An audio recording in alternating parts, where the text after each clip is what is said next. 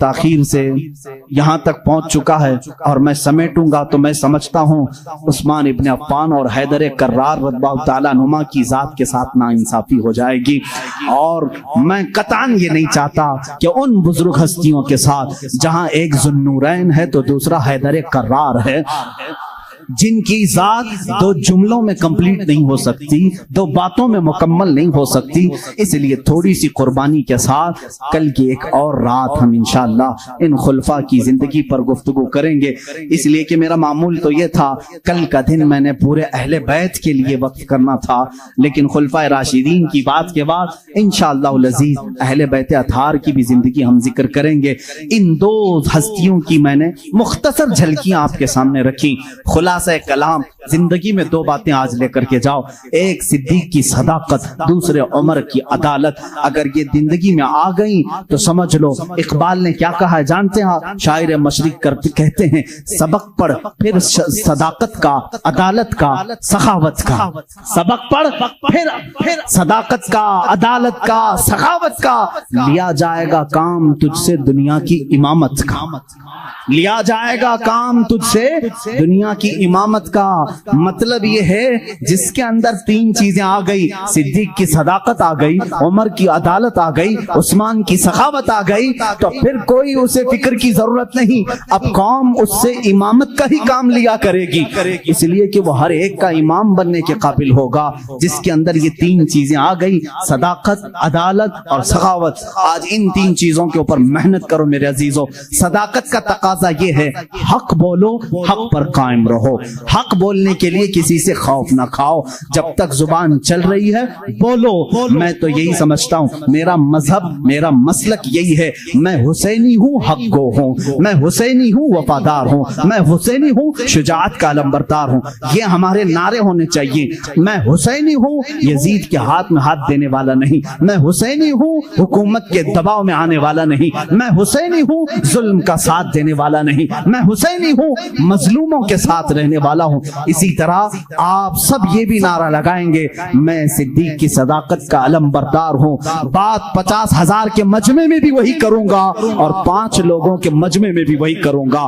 اگر 5 مسلمان ہیں تب بھی میں کہوں گا اللہ سب سے بڑا ہے، تخت پر مجھے بٹھایا جائے تب بھی کہوں گا اللہ سب سے بڑا ہے۔ یہ صدیق کا مزاج ہمیں دیتا ہے، صدیق کی ذات سے جو مزاج ہمیں ملتا ہے وہ یہ ہے اگر تم تخت پر بیٹھو تب بھی یہ کہو اللہ سب سے بڑا ہے، اور اگر تم اپنے گھر میں ہو تب بھی کہو اللہ سب سے بڑا ہے۔ اور عمر کا مزاج کیا کہتا ہے جانتے ہو؟ ایک بار آپ کو لوگوں نے امیر المومنین کا نعرہ لگایا جب بیت المقدس فتح ہوا تھا، اللہ اللہ آپ رو پڑے، سارے لوگوں کو جمع کیا، ایک اونچے ٹیلے پر کھڑے ہو گئے، خطبہ دیا، رونے لگے، اے مسلمانوں آج تم نے مجھے امیر المومنین کہہ کے پکارا ہے، امیر المومنین کہہ رہے ہو، سنو میں اپنی حیثیت بتاتا ہوں، میری ذات کیا ہے، میں خطاب کا وہی بیٹا عمر ہوں۔ آپ کے باپ کا نام کیا تھا؟ خطاب۔ حضرت عمر کہتے ہیں میں خطاب کا وہی بیٹا عمر ہوں جس سے بچپن میں 2 بکریاں بھی نہیں سنبھالی جاتی تھی۔ میرے باپ مجھ کو 2 بکریاں دے کر بھیجتے تھے، میں انہیں سنبھالنے کے لیے جاتا، کبھی ایک ادھر بھاگتی کبھی وہ ادھر بھاگتی۔ میرے باپ بڑے سخت تھے، مجھے گھونسے مارتے تھے، مجھے تھپڑ مارتے تھے، میں بارہا میرے باپ کی مار کھایا ہوں، مجھ سے 2 بکریاں نہیں سنبھالی جاتی تھی۔ اور آج حالت یہ ہے 25 لاکھ مربع میل پر تنہا عمر فاروق کی زماں میں حکومت ہے۔ مجال ہے ملک شام میں کوئی آواز اٹھا سکے، مجال ہے کوئی یمن میں آواز اٹھا سکے، مجال ہے کوئی مصر میں آواز اٹھا سکے، مجال ہے کوئی عراق میں آواز اٹھا سکے، کسی کی آواز نہیں اٹھتی۔ بیک وقت اس زمانے کی 7 کنٹریوں کو تنہا مدینے میں بیٹھ کر کے وہ دیکھ رہے تھے۔ نہاوند میں جنگ ہو رہی ہے، نہاوند میں جنگ ہو رہی ہے، ایک صحابی ساریہ، ان کو عمر فاروق مسجد نبوی میں خطابت کے درمیان پکار کر کہتے یا ساریہ الی الجبل، یا ساریہ الی الجبل، یا ساریہ الی الجبل، مدینے میں حضرت عمر فاروق جمعہ کا خطبہ دے رہے ہیں اور پکار رہے ہیں ساریہ پہاڑ کی طرف جاؤ، پہاڑ کی طرف جاؤ، پہاڑ کی طرف جاؤ۔ مسجد میں بیٹھے ہوئے کسی کو کچھ سمجھ میں نہیں آیا۔ 1 مہینے کے بعد وہ لشکر نہاون سے آیا، پوچھا گیا کیا ہوا تمہارے ساتھ؟ حضرت ساریہ اس جنگ کے سپہ سالار تھے، کہتے ہیں قریب تھا کہ ہم شکست کھا جاتے، ہم لٹ جاتے۔ جمعہ کا وقت تھا، عین دوپہر کے وقت پہاڑوں کے اوپر سے ہمیں آواز آنے لگی، اے ساریہ پہاڑ کی طرف آ جاؤ، پہاڑ کی طرف آ جاؤ، پہاڑ کی طرف آؤ۔ ہم اس آواز کو لبیک کہتے ہوئے چڑھے، اللہ نے ہمیں فتح یابی عطا فرمائی۔ اے میرے عزیزو، مسلمان کہتے ساریہ تجھے معلوم ہے یہ آواز کسی اور کی نہیں، وہ مدینے سے بیٹھ کر عمر فاروق نے تمہیں پکارا تھا۔ جب رسول اللہ کا یہ غلام، رسول اللہ کے یہ غلام مسجد نبوی کے ممبر سے آواز دے کر کے ملک شام کے نہاوند میں مدد کر سکتے ہیں تو پھر میں یہ کیوں نہ کہوں ہم یہاں سے پکاریں وہ وہاں سے سنیں۔ مصطفیٰ کی سماعت پہ لاکھوں سلام، دور و نزدیک کے سننے والے وہ کان لالے کرامت پہ۔ یہ ہمارا عقیدہ ہے۔ بریلی کے امام نے جو عقیدہ دیا وہ بریلی کا نہیں، وہ مدینے کا عقیدہ ہے۔ میں اس خلیفہ وقت کی بات کر رہا ہوں جس کے راستہ گزرنے کے متعلق میرے آقا فرماتے ہیں جس راستے سے عمر گزرے شیطان نہیں گزرتا، شیطان نہیں آتا۔ اس عمر ابن خطاب رضی اللہ تعالیٰ عنہ نے جب قوم کو یہ آزادی دے رکھی تھی کہ کوئی سوال کر سکتا ہے تو تم کون سے فریڈم کی بات کر رہے ہو؟ اب میں آپ کو بتاتا ہوں آزادی، مغرب کی آزادی کیا ہے، ویسٹرن کنٹریز کی آزادی، یہ جس آزادی اور فریڈم کا نعرہ لگا رہے ہیں یہ حقیقت میں کیا ہے؟ یہ آزادی در حقیقت صرف اور صرف ایک کھوکھلا نعرہ ہے، اور حقیقت میں یہ ہے کہ انسان کو جانور سے بدتر بنانا ہے، اس کے اخلاق ختم کر دیے جائیں، اس کی روایات ختم کر دی جائیں۔ آزادی ایسی ہو کہ کوئی ننگا بھی گھومے اس کو کہا جائے گا یہ آزادی ہے، فریڈم ہے۔ عورتوں کو بہت ہی شارٹ لباس میں لایا جائے، کہا جائے آزادی ہے۔ جانوروں کی طرح شہوت کی مشین بنا دیا جائے عورت کو، آزادی ہے۔ ایک خاتون کو استعمال کرنے کی مشین بنا دیا، اور بھوکے بھیڑیے کی طرح لوگ اس کو دیکھتے رہتے ہیں کلبوں میں، اسٹیجوں پر، اور عورت ان کے سامنے تھرکتی رہتی ہے، ناچتی رہتی ہے۔ دنیا میں تصور تو یہی دیا جا رہا ہے کہ یہ پوش لوگ ہیں، یہ بہت ہی اعلیٰ اقدار اور اعلیٰ اخلاق والے لوگ ہیں، لیکن تمہیں پتہ نہیں ہے ایک بنت حوا کو، ایک حوا کی بیٹی کو کئی مردوں کے سامنے ننگا کر کے اس کی عزت کو ذلیل کر دیا، سوائے شہوت کی مشین کے وہ کیا بنی؟ جتنے لوگ اسے دیکھتے ہیں وہ اپنی شہوت کی تسکین کے لیے، اپنی نفسانی خواہشات کی تکمیل کے لیے، اس کے علاوہ کیا ہے؟ یہ آزادی ہے؟ آزادی ایسی مغرب کی آزادی کہ سارے چیزوں کا اختیار انسانوں کو ہے، وہ جو چاہیں۔ دیکھیں میں آزادی کی ڈیفینیشن جو یہاں پر ہے اور وہاں پر ہے دونوں بتاتا ہوں۔ اب اسلام کی جن باتوں کو لے کر کے اعتراض ہوتا ہے، شراب پینے پر کوڑے مارے جاتے ہیں، زنا کرنے پر سنسار کیا جاتا ہے، چوری کرنے پر ہاتھ کاٹا جاتا ہے، یہ بہت سخت ملک ہے، بہت سخت ہے۔ میرے عزیزو، تم نے شراب کے لیے، زنا کے لیے آزادی دی ہوگی ہر ایک کو، لیکن تمہیں پتہ نہیں اس کے ذریعے سے کتنا ناسور پھیلتا ہے معاشرے کے اندر۔ اسلام نے انسانوں کی بھلائی کے لیے روکا ہے۔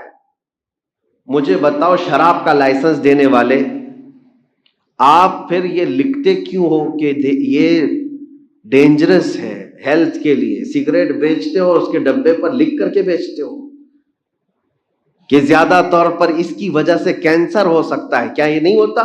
ہر سگریٹ کے پیک پر یہ لکھا جاتا ہے کہ اس کے ذریعے سے کینسر ہو سکتا ہے، اور بیچتے بھی ہو، لائسنس بھی دیتے ہو۔ یہی تو ان میں اور اسلام میں فرق ہے۔ اسلام نے جہاں بندوں کی ہلکی بھی تکلیف اور نقصان دیکھا اس پر پابندی لگا دی، اور قرآن نے کہا لا تلقوا بأیدیکم الی التہلکہ، اپنے آپ کو ہلاکت میں مت ڈالو۔ یہ آزادی نہیں ہے کہ تمہیں زہر پینے کے لیے چھوڑ دیا جائے، تمہیں اپنے آپ کو برباد کرنے کے لیے چھوڑ دیا جائے۔ آزادی یہ نہیں ہے۔ مغرب کی آزادی اور اسلام کی آزادی میں بہت بڑا فرق ہے میرے عزیزوں. آج میں دنیا کو یہی بتانا چاہتا ہوں، جن آزادی کے نعروں میں آ کر تم جس کو چاہے اس کو ہرٹ کرتے ہو، ذرا کبھی اپنی ماں پر بھی اس آزادی کا استعمال کر کے دکھاؤ. کبھی اپنی بیٹی اور اپنے بہنوں پر بھی اس آزادی کا استعمال کر کے دکھاؤ. یہ نہیں کریں گے. آزادی رائے اور آزادی اظہار، جس کو یہ کہتے ہیں گفتگو کی آزادی، اسپیچ کی آزادی، بولنے کی آزادی، اور اس آزادی کی آڑ میں اسلام کو تنقید کیا جائے، اسلام پہ، مسلمانوں پہ، اللہ پہ، رسول اللہ پہ کرٹیسائز کرنا اور تنقید کا نشانہ بنانا، اور اس کو کیا کہتے ہیں؟ یہ آزادی ہے، فریڈم آف اسپیچ ہے، فریڈم آف ایکسپریشن ہے. حقیقت میں آپ کو بتاؤں، پوری دنیا کا سیکولرزم اور فریڈم کا جو نعرہ ہے وہ صرف اور صرف اسلام کو کرٹیسائز کرنے کے لیے، باقی کسی کے لیے نہیں. اسلام کو نشانہ بنانا یہ سیکولرزم ہے، آزادی ہے. اسی لیے تو میں کہتا ہوں، اگر تم سچے معنوں میں آزادی کے پیروکار ہو تو کبھی اپنی ماں پر بھی اس آزادی کا استعمال کر کے دکھاؤ. اپنے باپ کے بارے میں بھی بتاؤ، اپنی بچیوں کے بارے میں بھی اس آزادی کا استعمال کر کے بتاؤ. تمہیں تمہارے گھر کی عزت پیاری ہے، اور کروڑوں مسلمانوں کو اگر ان کے نبی کی عزت پیاری ہے تو کیا فرق پڑتا ہے؟ آج ہم جو دکھی ہیں اس ایسی آزادی کے خلاف ہیں. ہم وہ آزادی نہیں چاہتے جس میں کسی کو ہرٹ کیا جائے، کسی کے دلوں کو ٹھیس پہنچائی جائے. دوسروں کا احترام کرنا یہ ہمیں اسلام نے سکھایا ہے. میرے عزیزوں، سالوں بیت گئے تقریریں سنتے ہوئے، آپ لوگوں کو بھی، مجھے بھی کئی سال ہو گئے. ہم نے بھی بہت سارے ریلیجنز کو پڑھا ہے.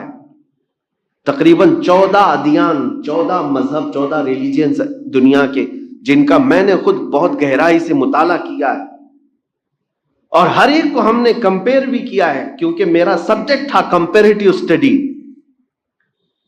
لیکن آج تک ہم نے دوسرے مذاہب کو اس طرح ذلت کا نشانہ نہیں بنایا. لوگوں کی اپنے اپنے رائے ہیں. ہمارا دین کہتا ہے لا اکراہ فی الدین، دین میں کوئی زور زبردستی نہیں ہے. لیکن میں اپنے دین کو دلائل سے قائل کرتا رہوں گا. میرا دین سچا ہے یہ بولتا رہوں گا، آخر تک میں ثابت کرتا رہوں گا. میں نے دوسرے ادیان پر، ان کے مقدسات پر، ان کی شخصیات پر کبھی اوچھے حملے نہیں کیے. ہاں، جو لاجک کے خلاف ہے اس کو ہم بولتے ہیں، لیکن کسی کے مذاہب پر گندی گالیاں دے کر کے حملے ہم نے نہیں کی. یہی ہمارے اسلامی اقدار اور اسلامی آزادی ہے. اور آج ان ظالموں نے نبی رحمت صلی اللہ تعالی علیہ وسلم کو اور اہل بیت کو، اسلام کو اور قرآن کو روز بروز نشانہ بنانا شروع کیا. کس آڑ میں؟ اسی آڑ میں کہ ہمیں فریڈم آف اسپیچ ہے، فریڈم آف ایکسپریشن ہے.